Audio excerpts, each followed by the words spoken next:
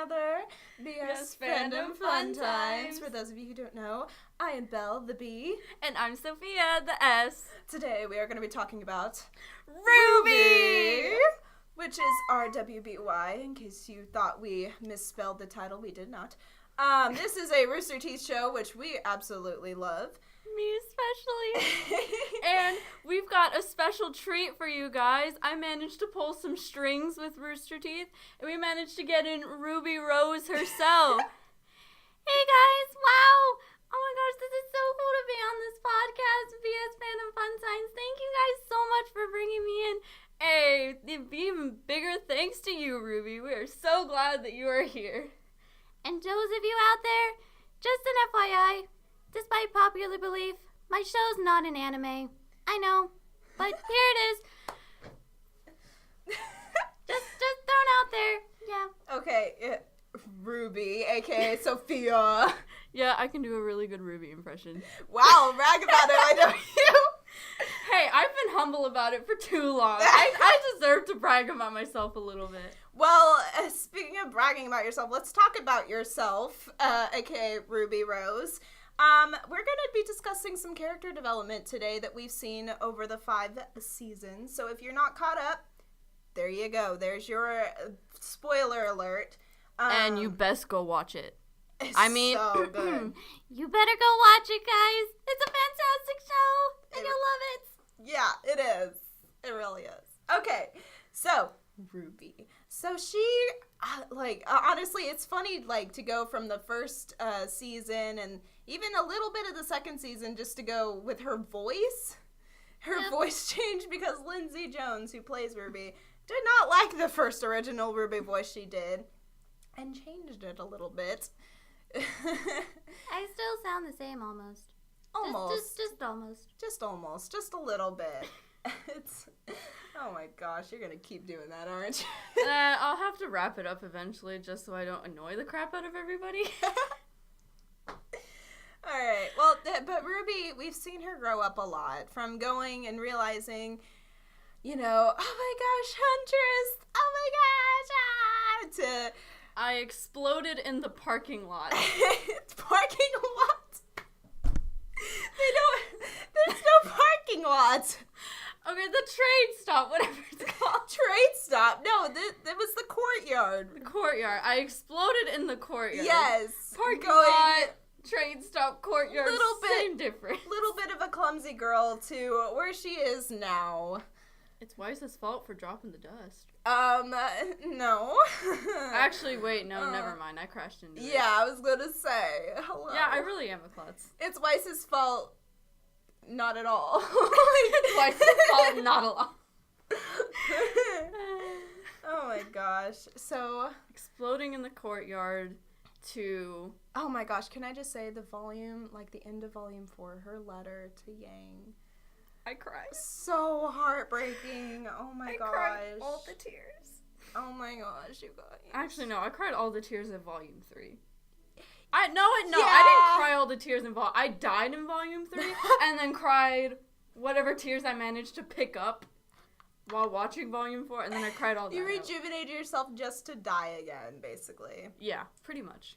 Oh my goodness. No, I just... That letter, honestly, I almost did, my own little, what's it called? Essay over it because, for my English class. Really? Yeah, because she asked us to have something, that, I don't remember what it was for, but it was, an essay for something, and we had to watch something and then analyze it. I think it was watch a piece of media and then analyze it? Yeah, basically. And I was like, I have a show that I'd like to do that for. But yeah, I used her letter because, there's so much in that letter. Not only with the words that she says, but, with the scenage, too. We see a lot of really cool stuff in that. But, yeah, and I mean, even her fighting skills gotten better. I just loved it when she was fighting with Mercury. And she did the little headbutt thing that Oz had used on her. I just cracked up at that. I was like, yes, girl! Oh my gosh. Still got it. Well, yeah, exploding in court courtyards to going on missions with Team Ranger. Yeah. And then, oh my gosh. Then Rwby came back and it was like, Team Rwby. Okay, sorry. Anyway. Well, let's talk about, since we mentioned her, Weiss. Going out of order here. My BFF. She has grown a lot. She was actually one of the least likable characters in the very beginning just because she was so... or I've been told this anyway. Some of y'all are out there like, excuse me, I loved Weiss. And some of y'all are like, yeah, she was like crap. Okay. But, here's my opinion. You introduced me to Rwby, and you originally showed me the trailers. So I watched the white trailer, and I'm like, wow, oh my gosh, she's got like this little quiet personality, but she's like, it looks like she's really humble about herself. And then I watched the show, and I'm like, oh my gosh, she is such a brat. I mean, I gotta throw it out there. Yeah. Weiss was pretty bratty in season 1. She was very much, because that's what she knew. That's how she knew to be. So, yeah, she was. She definitely was. She was. I remember texting you about this because you relate to Weiss. Yes. Well, you call yourself Weiss. You're the Weiss to my Rwby. I am the Weiss-ish character that there is. I relate to a lot of the characters in different ways, but Weiss definitely the most. But yeah, no, I immediately liked Weiss, which is also part of the reason why I'm kind of Weiss. But I heard from other people, they were like, man, this girl's so bratty and she's rude. Why is she on the team? Why is she main character? But now, oh my gosh, after the whole thing with her father and the volume 4. I can't imagine those pressures. No. That she has. And not only that, but she's dealing with a lot of family stuff. Like, we know that her mom exists, but we've never seen her because she's always out drinking in the garden or whatever. And so, and her mom is the actual family that is the Weiss Dust Company. Or the Weiss Schnee, the Schnee Dust Company. It's Weiss's company now. No, but the Schnee Dust Company. Well, it was her company. Yeah, and I have a feeling her father, I don't know what his last name originally was, but I have a feeling it wasn't Schnee. I think that he took up that name because he wanted to be in the... He's the one that married into the family. We hear that from Weiss herself. Yeah. I did not know that. Huh. Yeah, so it's when she's arguing with her father in her room, and she's like... Oh, right. Yeah, and she's like, you married into this family. I was born into it. You know, whatever. And then he's like, no more heiress for you. Now your brother gets it. Yeah, now he is the heiress. The heir. Yeah, he's the heiress. He's the heiress now. I said that on purpose. I'm not an idiot. I was making a joke, Sophia. Anyways. But yeah, sorry. Yeah, go on. No, so she's oh my gosh, I had a heart attack in volume 5 when she got but didn't we all? Yes, but I stopped, I froze, the rest of I didn't consume whatever happened after that. I don't even think something happened after that. I think it was just Rwby's reaction or something and then her getting knocked out. I don't remember if that happened within that episode where we first see her get hit or if it happened in the next one. But I immediately was like, no, they better not kill me. No. I was like, no, ma'am. And I literally spent an hour or so just re-looking at the episode, looking at where it impacted her and hit her. And I was like, see, look, it doesn't look like it hit anything too vital. That she'll be fine. She'll be fine. I was dead. I was like, no, not See, we were still, I think that even though we had all of volume 4 to recover after our beloved Penny and Tira. Rest in peace. But they're finding the chibi. As the lovely Nora says. What? Oh. Wow, you're just gonna leave me hanging there. Sorry. Nothing bad ever happened. Ever. So yeah, they have gone from the beautiful Rwby world to Rwby Chibi world. I saw this funny comic. I don't remember who it was by or anything, but I saw it on Pinterest, or maybe I was just looking at memes. I don't remember. Which is a rare thing for me to say. I don't really meme very much unless it's a fandom, so yeah. But I saw one where it was they were in like a daycare, and they were all the chibi characters, and they were having fun. And then the Grim Reaper came in the door and was like, "Okay, time to go back to Volume 5," or maybe it was Volume 4. And I think you showed this. Yeah, to I me. did. And like and Rwby and like all the characters that were still in the show at that point were like, "No, we don't want to go. No." And Pyrrha and Rowan were like, "Can we go too?" And he was like, "No, you're gonna stay here." I was like, okay, no. you just spoiled a little tidbit for what's gonna. Well, actually, No, I didn't. never mind. I take that back. I gave a spoiler. You heard nothing. It's fine. No, we're just gonna discuss villainry next Rwby podcast. So that's why she's saying that, because I mentioned Roman. It's fine. It's just Roman. He's cool. Anyway, that's not the point. Point was, Weiss has grown up. She almost died, but she's cool now. She's also, her fighting style has improved too, as well as Rwby's. Well, she can now summon things like, hello. Round of applause for Weiss there.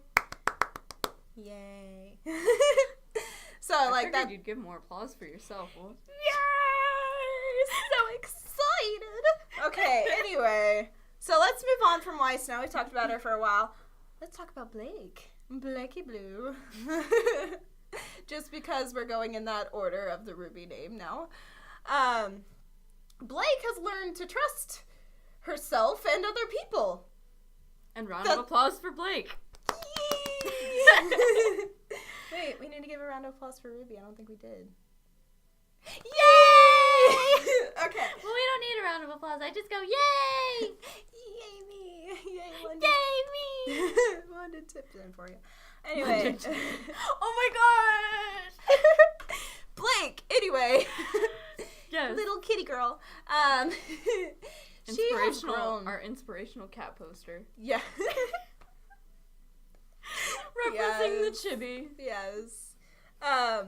Anyway, can I just say, Blake and Son, I love them so much. I ship it. I don't know who does it. They're it. so cute together. Like, I'm like, aw, he's so cute. Okay, but I it's know also I know funny there's to followers. me. I know there's followers of this Bumblebee. No. Stop. No. Stop. Just stop. Just Blake and Son, so much better. See, here's the thing. Bumblebee, great for fighting move, team name, like whatever, and great for their friendship name. I'll take it as that. But anything beyond that, stop.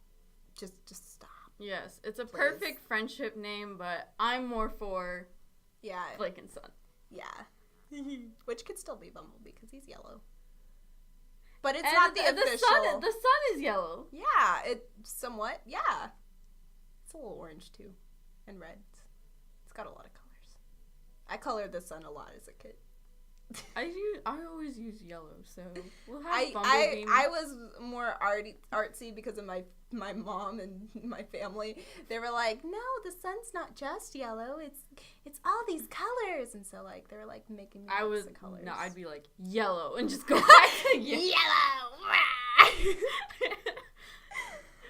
Anyways, but yes, Blake. Oh my gosh, she ran away a lot, but now she said Adam at the end of 5, she was like, I'm done running away. She told off Adam.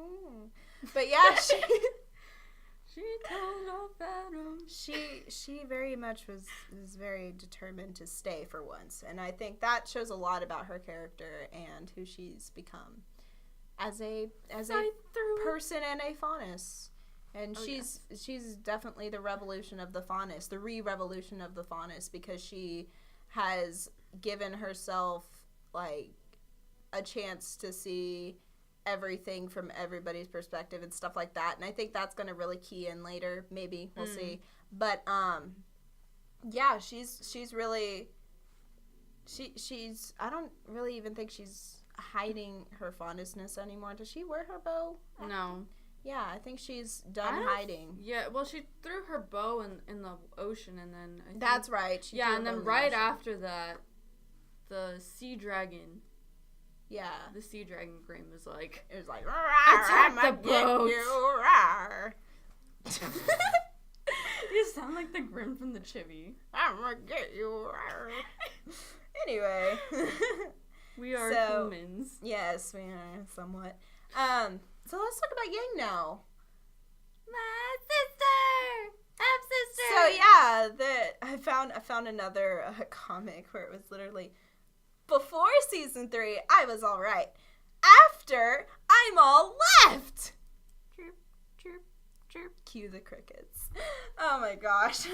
Wait. So yeah, there was the whole arm thing and all her pun stuff and whatever. But, okay, but what is it? Like, normally people accept her puns, but it's like, if you look at the Chibi, no, nobody's ever accepted Yang's puns. Except for on occasion when they're really good. But for the most part, you get groans. It's, okay, for those of you who aren't, like, big Rooster Teeth fans, the voice of Yang Xiaolong is Barbara Dunkelman, and she... in real life, does nothing but puns, which I think is kind of funny that, you know, that's her character and that's who she is.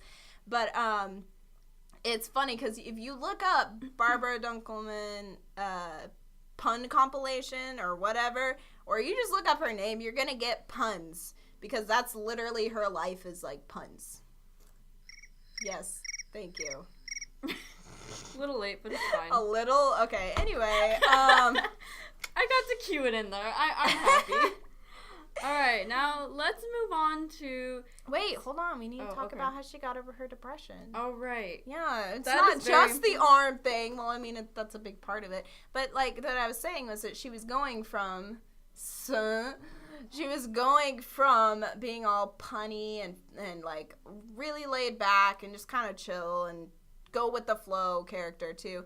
Now she's determined to do what she sets out to do. And she's always been that kind of a character, but now we're really seeing it in a more serious light. We're seeing less of the puns, more of the, I'm gonna get you, mama, kind of thing. I believe it's the end of Volume 2 where they go on the mission. Mm-hmm. So it's either the end or the beginning, somewhere around there. Yeah, well, Emerald is already in there, I believe. So I think it was at the end of Volume 2. Maybe. But, wow, I just lost my train of thought. And it's funny because the train breaks through the wall and then, like, all run. I lost my train of thought just like the train in that episode. Do you remember what you were going to say at all? Nope, train's still going, still breaking through the wall, and the Grimm are still running rampage through the city. You know, just the normal stuff. Just the normal stuff. Oh my gosh. Anyway, so... Okay, yeah, I remember now. Okay, so you know how they're sleeping in the... They're all sleeping, and then Oobleck is talking to them each about why they want to be a huntress. Do you think that since that moment... and to Volume 5, do you think that reason's changed now? I think for everybody it has, except for maybe Rwby, because we never really heard what Ruby's whole thing was. Which is interesting to me that we didn't hear it. I don't know if it was just because she was going to repeat what she's already said in Volume 1, or if it was just because it was supposed to sound mysterious. I don't know. But I think it's because maybe the others had like an idea, but Rwby has always knows. Yeah. Rwby knows for sure, but the others are just kind of like I know most people when they come to college, just like bringing it into like perspective for college, they just do it because they want like a degree. Right. They don't know what they want to do yet, but it's like, I know I want a degree in something. It's like, oh, I'm here because this is what you do after high school. But then you come across those rare few who's like, I've had this set career in mind since I started high school. Yeah. So I think Ruby's got kind of like that thing going on where she's like, I've literally always wanted to be a huntress. And then Yang's like, this just happened to work for me. And Weiss is like, I have to keep up a family name. But it's like, now that's changed. And I think they've the actually... Blake thing. Yeah. That's an interesting... And honestly, there's... Really, all three of them kind of are going away from what their family has been doing. Yang, in a way, is going away and not doing the thing her mom's been doing, which is handling the tribe. I don't know if she ever got the choice to decide that, but that is the fact. She is going away from that. She's doing what her father used to do and what her mother used to do, but for different reasons. You know, she did it for her tribe. He did it because of probably the same reason as Rwby. He just wanted to do it, and he became a teacher, you know, and Crow became a teacher, which is funny to me, but, you know, anyway. Crow teacher. Yeah, right. But I can see him teach how to do inappropriate jokes and how to down 5 shots and whatever, but... How do you think Yang is... Anyway, she gets virgins, it's okay. Strawberry sunrise. Anyway, but yeah, so Yang kind of goes away from her family. Blake obviously is going away from her family thing of But she's the reuniting fondness. with them in a way. Yes, but she literally did not want a part of it anymore. Yeah. That's like the whole thing. She was still arguing for them because that had been her life and that was her life and that's who she was. But she didn't want to deal with that anymore. She ran away from that. Right. And that's another thing. She's coming back to it. And Weiss is a more obvious one of she is doing the opposite of what her father wants her to do. And Yeah, she's I'm doing not like Winter. a Schnee, I'm Weiss. Exactly. So, yeah, I think those reasons have changed for everybody except Rwby, who, again, we didn't hear it, but we can assume hasn't changed. I think her passion's just become more developed now. Yeah. Now that she's realized this is what you hunt, like, going from Volume 1 to Volume 5, it's been, like, absolute chaos. Mm-hmm. So now she's seen that, and her innocence in believing to bring happy endings. Yay. Yeah. Her innocence has, well, she's still fairly innocent, but now she's, like, more courageous still and stuff like innocent, but she's been through a lot. And I think that can be said for most of them, is that they're still innocence, learning. But growing maturity. They're still learning, but they've gone through a lot, and they've been able to build through that and become their own people. Mm-hmm. Okay, well, let's move on now to Team Junior. I guess it's breaking my heart to say it like that. It's still Team Juniper. Yes, it will always be Team Juniper, even if we lost the P to the Juniper. But let's talk about Jean. Moment of silence for the fallen characters of Rwby.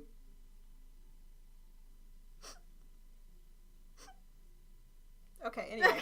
So sniffle. Jean. Let's talk about Jean. Johnny boy.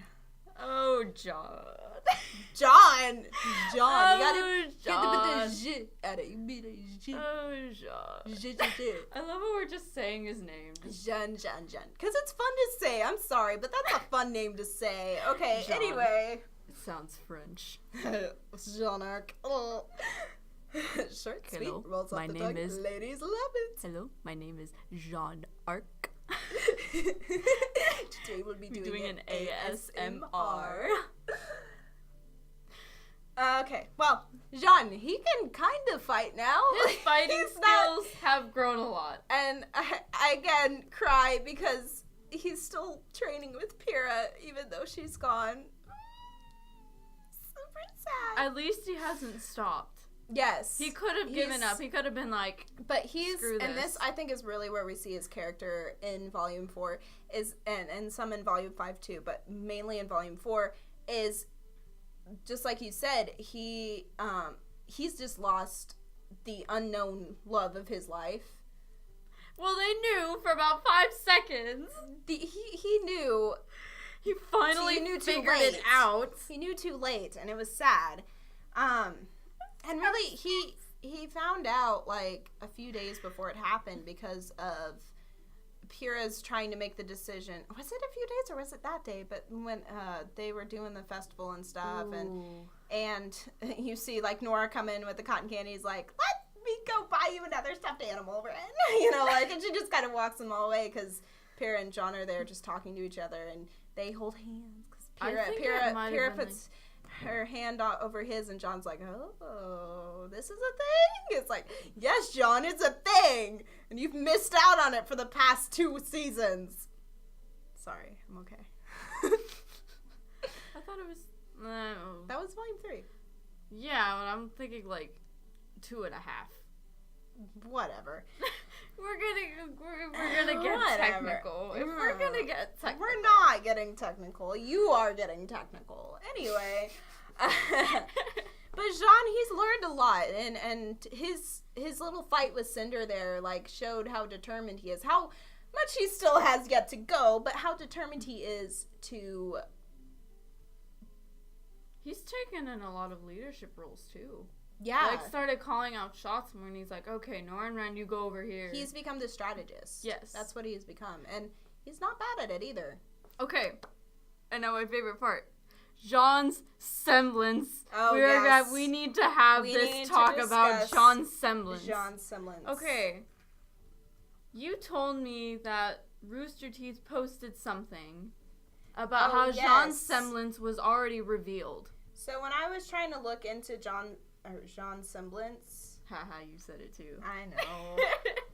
When I was trying to look into it, because I was trying to figure it out, and this was still in the early beginnings, maybe around volume 2 that I found it. Uh-huh. I saw that, I think it was Carrie, who's one of the writers, and I think he's a director now, but he's been a writer since the very beginning, had posted somewhere, because somebody had asked, hey, when are we going to see Jean's semblance? And this was within volume 1, he said that we had already seen it. And so there was a lot of, like, going back and forth between, was it when, Carden? Is that? Carden Winchester. Yes, I remembered his last name. I couldn't remember his first name for some reason. But it was either going to be when Carden, beat him up? Yeah, when he went to punch him, and then instead of getting hit again, his semblance acted up. There's a big blinding white light, and instead Carden got hurt from it and had hurt his hand. So there was a whole thing, is his thing a shield? Like, is that what it is? Because, I mean, Jean Arc and shields, that goes together. It's his freaking aura. I think it's the aura. Okay. And then there's the people that believe it's the aura, and that moment was with Pyrrha and Jean when she was unlocking his aura. Now, he has a lot of aura for someone. Like a normal person. I guess so, but, like, and then looking into... I guess so. He healed you. Shut up. Anyway, you are bleeding out from the side, and he activates his aura, gives you, like, a good chunk of his aura, which activates yours, which heals you. So he saved your life. Yeah, but here's the thing. Here's what I'm thinking about, is that, he did that.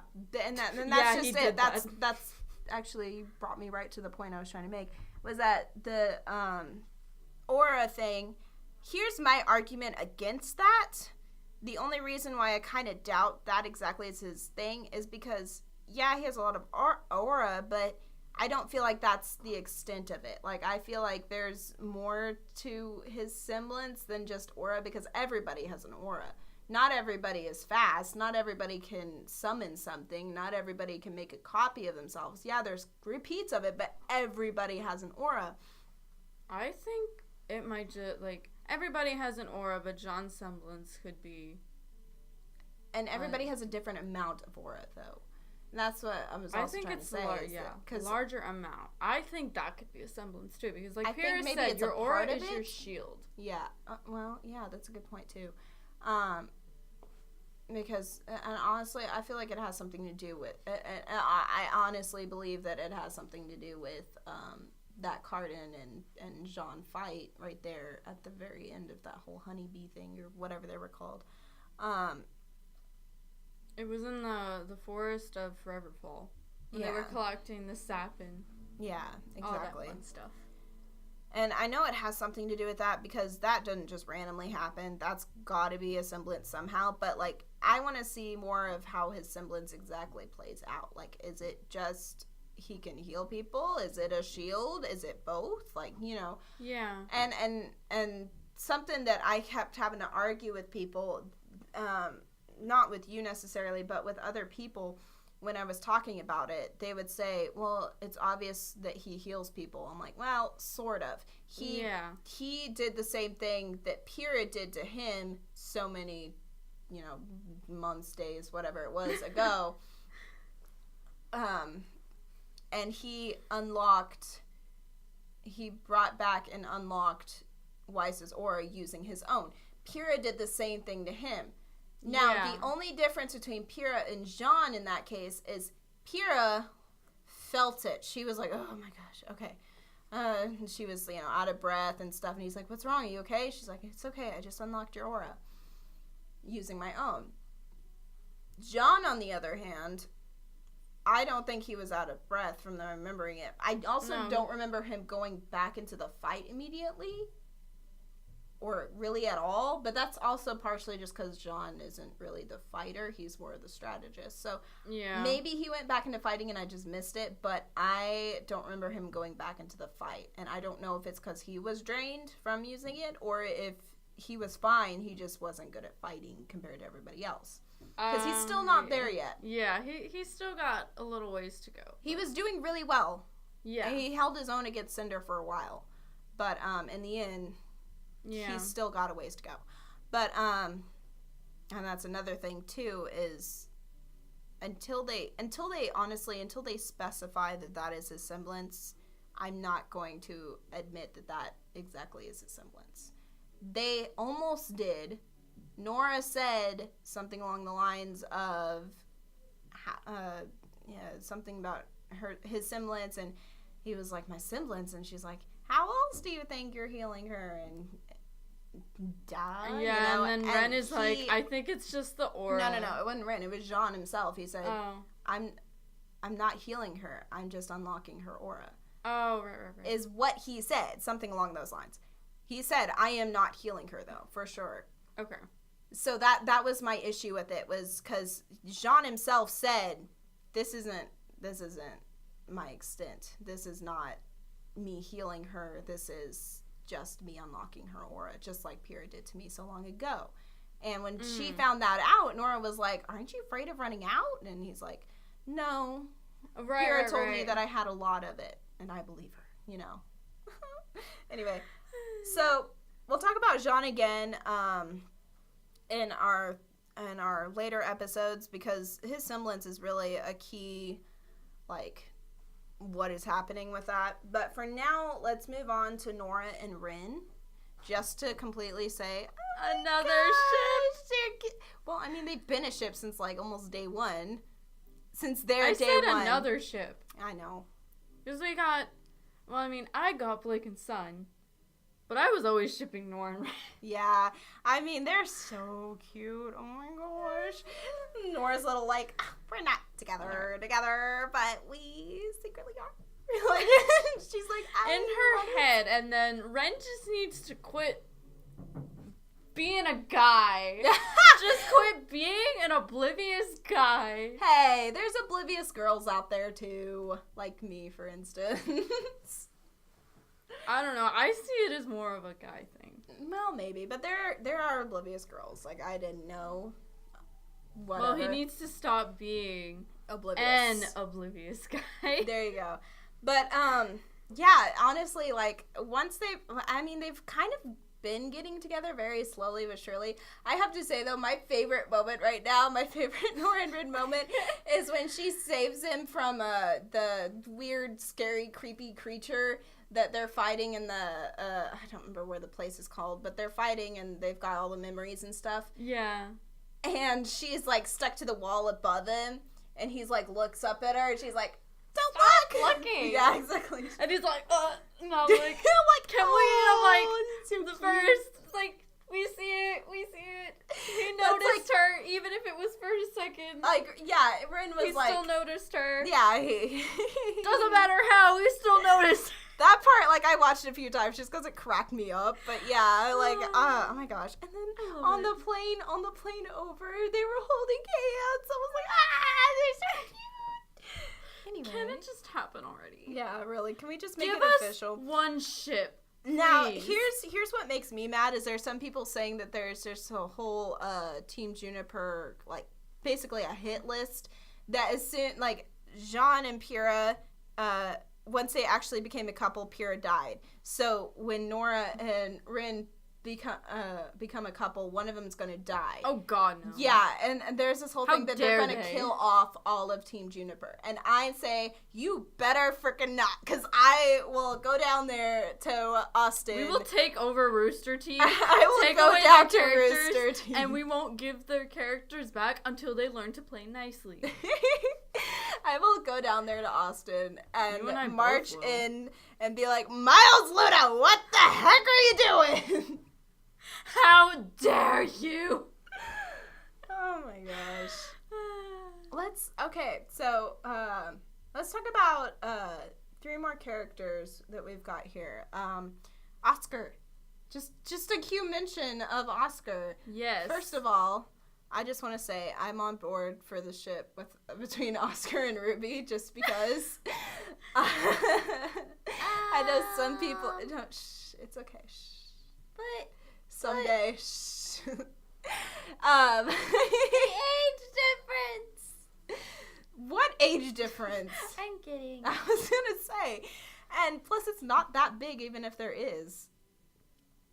It's by a max of maybe 2 years if there is one. I don't see myself as the dating type in this show, but I don't want to be killed off if that's what they're gonna do.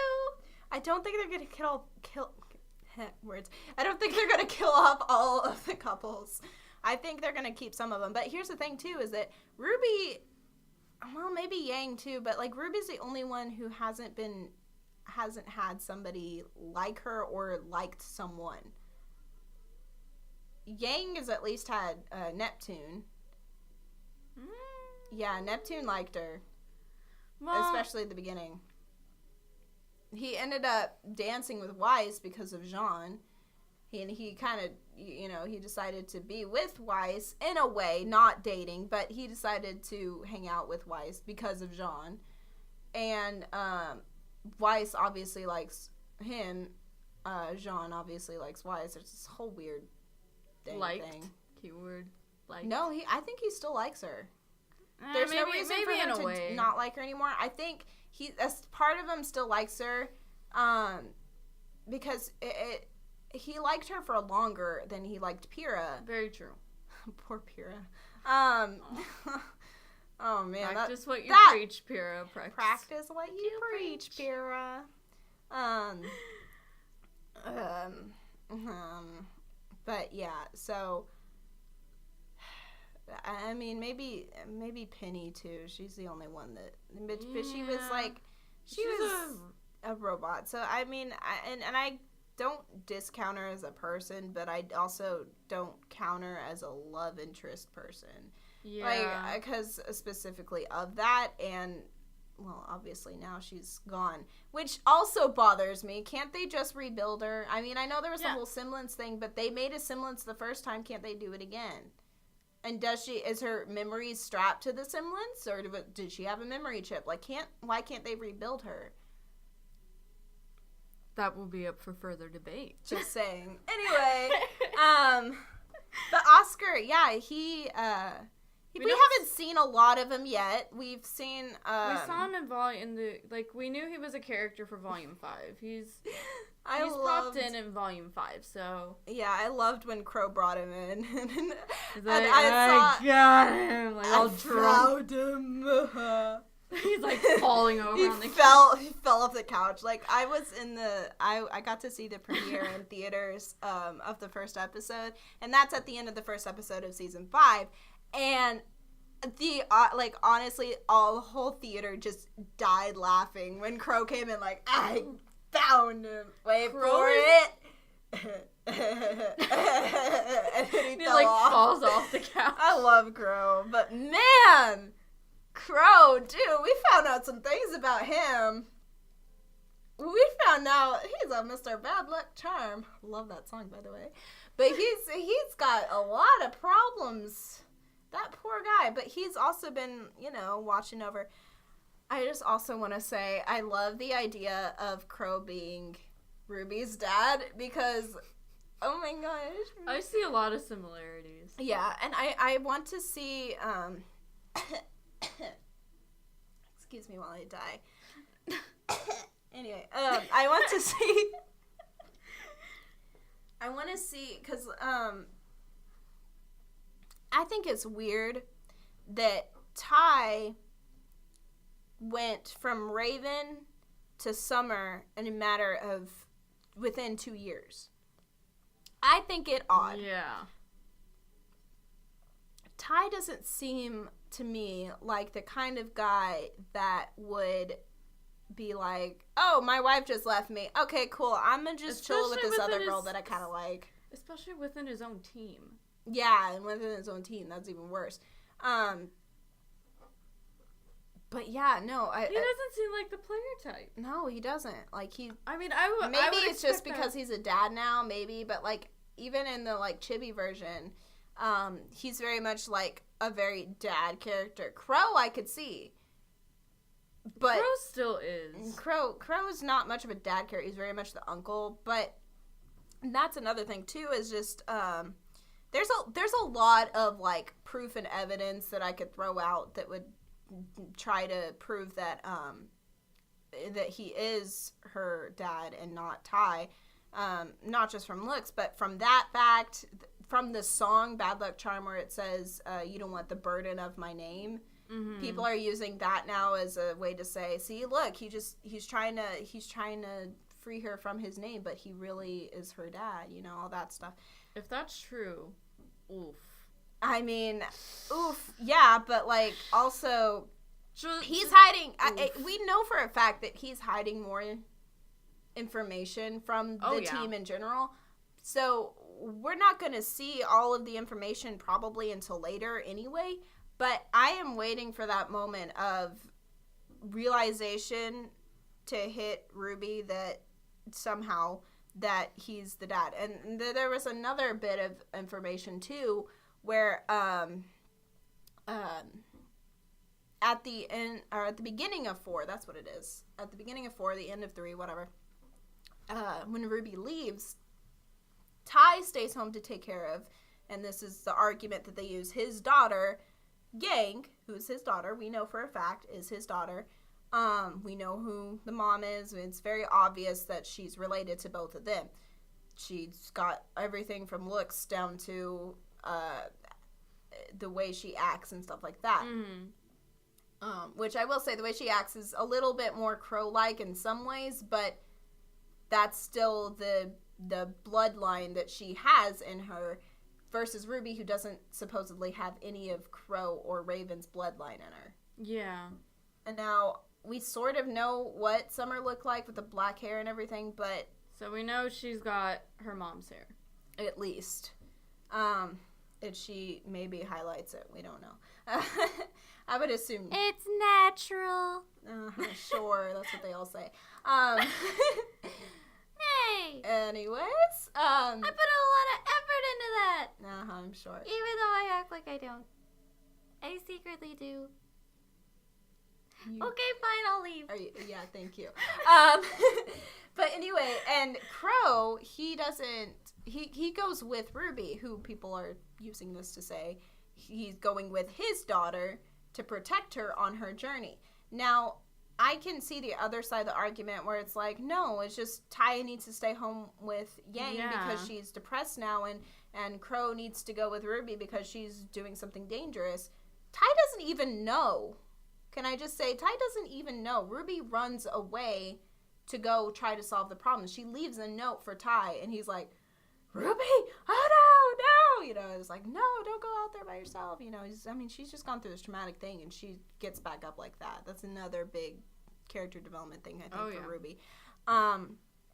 But somehow Crow's been watching her this whole time enough to, like, see her. We know that he watches her leave, because we see a crow flutter and start following them as they leave at the end of that episode, as she's first leaving. Ty doesn't know. Crow is always watching. Why would Crow always be watching just one of his nieces? Is it because of her eyes? Is it because she's a chosen character? Like, silver eyes. That silver eye thing, like, I'm still confused on what the heck that means, but... All I see is that when Rwby activates silver eyes, like, it's when she's in major pain from... But, like, I'm talking about, like, loss. what it does. No, we don't really see what it does. All we know is that she somehow destroys the place. A blinding light. That's all we know. But we don't know if it's, like, an explosion or something. Yeah, it burned out Cinder's eye.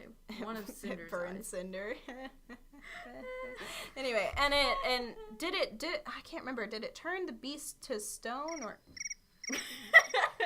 Thank you. Did it turn the beast to stone again, or what did it? I don't remember what it did to the beast. I don't think it burned it up. I think it turned it into something. Yeah, all Crow really says is, you really did a number. Yeah, and that's all we get. I mean, no, he says something like, I don't know what happened up there, but based off of I think the monster turned to stone. He was like, the stone monster, and then so he says, based off of that, I would say you did a number on them. You know, something like that. That's what he says. Okay. So we talked about one bird. We talked about one of the Brahmin. I don't know how to pronounce it. Brahmin twins. Yeah. I think that's it. Yeah. Yeah, something like that. Question mark. Let's talk about the other one, Raven. And here's the reason we're going to talk about her is because, one, we finally meet her.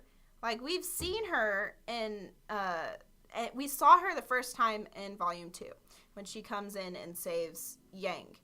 We see her again in Volume 4. I don't think we see her again until Volume 4. Yeah, we just see, like, that glimpse of her.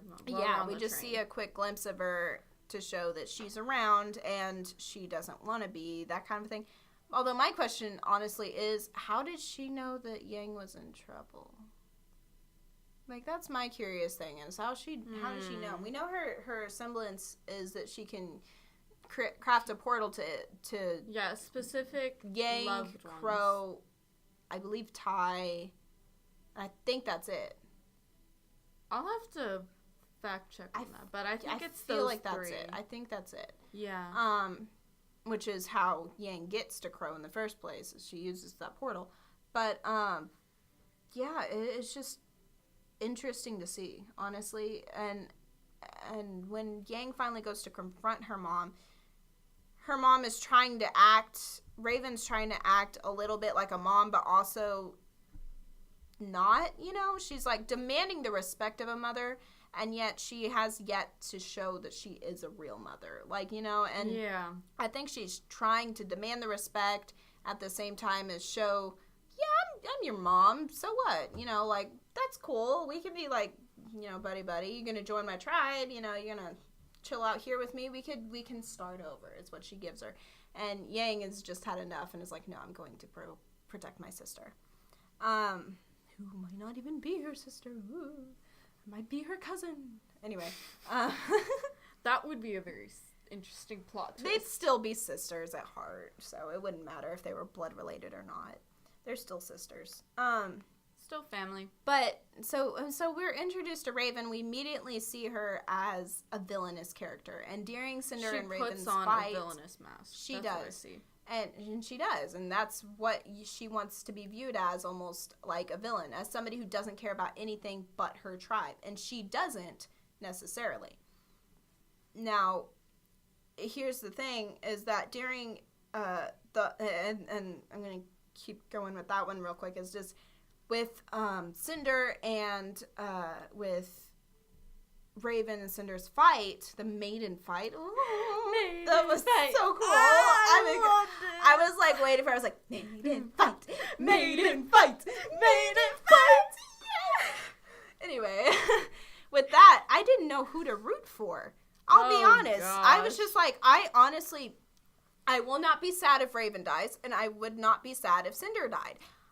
I think I would be just a little more sad if Raven died. Just a little I wouldn't more. be sad. I'd be like, okay, Just that like character a didn't drop. last very long. A drop. I wouldn't. Maybe. I'd be like, if Yang showed sadness, if she watched her mom die and saw that her mom was dead and showed sadness, then I would be sad. That's why I say drop, because I feel like even if she didn't show it, she secretly would be. Maybe, but here's the thing too, is that just for me, honestly, I honestly didn't know who to root for. I was like, if Raven dies, cool. We don't really like her anyway because she's a crappy mom. If Cinder dies, cool. She's the villain. Who cares? She's horrible. I mean, the only reason I started voting for Raven was because I was like, you know what? Cinder needs to go bye-bye. I was like, Cinder's causing a lot of problems here. And Raven does ultimately win, which is a good thing. And if you're complaining like, I can't believe you spoiled that, like, I gave you a spoiler alert at the beginning. Come on, we've gotten this far into it. You should know by now. So, and that's the thing. So, but after the fight, after we open up the vault, we see the first vault, we get Yang and Raven together in a conversation that made you not hate Raven. But I'm going to say not hate. Her a little more? Not understand either. I'm going to say we don't hate her now. I can't say that we like her now because she still has made a lot of mistakes, and there's going to be some time we're going to need to see that Ty and Raven conversation. Oh yes, before we need a Ty and Raven encounter. I think we're going to get one because of the end of at the end of 5, one of the last things we see, if you keep watching, I think it's after the credits or something like that. But we see the feather. We see the feathers and Ty looking up. So I don't think Crow flew all the way over just to be like, Ty, guess what? Here's a crow feather. Yeah, I think it's Raven's Raven feather.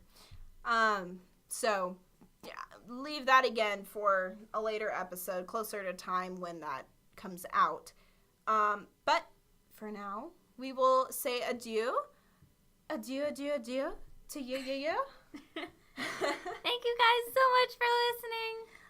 And we'll see you next time for another Team Rwby episode on BS Fandom Fun Times. Yeah! Yay! Gonna be fun. Peace out. See you later. Bye.